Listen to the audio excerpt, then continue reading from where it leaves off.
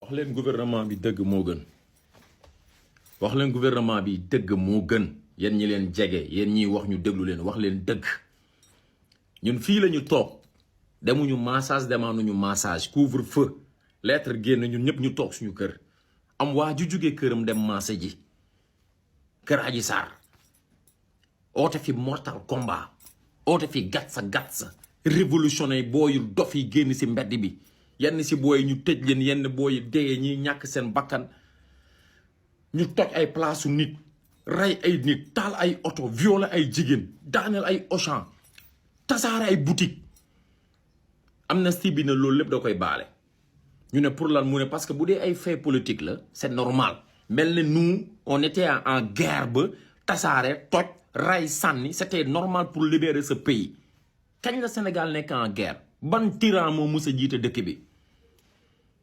ban tyran moo mës a jiite Sénégal ban terroriste moo mës a jiite Sénégal ban bandi moo mës a jiite Sénégal kañ la état bi nekk en guerre dëkk bi nekk en guerre du am élection fii élection fi am passation de service le président Macky Sall ak le nouveau président Bassirou Diomaye Diakhar Faye le Sénégal n'a jamais été en guerre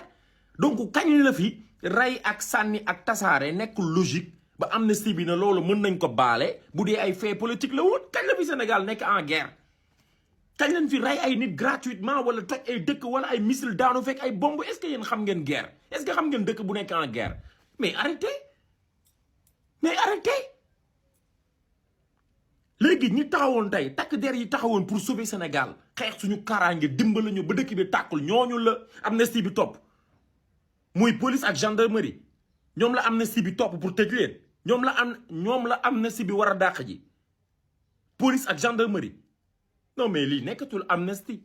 li règlement de compte la justice doit être impartiale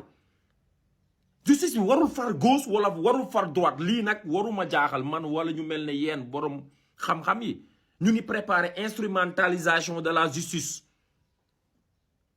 bi ngeen bëgg a instrumentaliser pour téye ko à votre faveur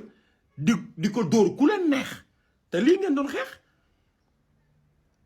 lii ngeen commencé def nii jël seen justice ak seeni loi di ko aborder nu mu leen neexee di ko dóor ku leen neex loolu ngeen doon xeex loolu ngeen commencé def amnistie bi c'est une honte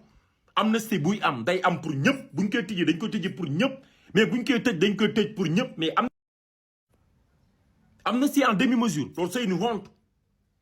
fi Sénégal toll ci Afrique ci diplomatie fi Sénégal toll historiquement Afrique li Sénégal di peser ci wàll yëpp ba ci football bi ba ci basket bi ba ci armée bi ba ci dëkk ba suñ président bi jógee Macky Sall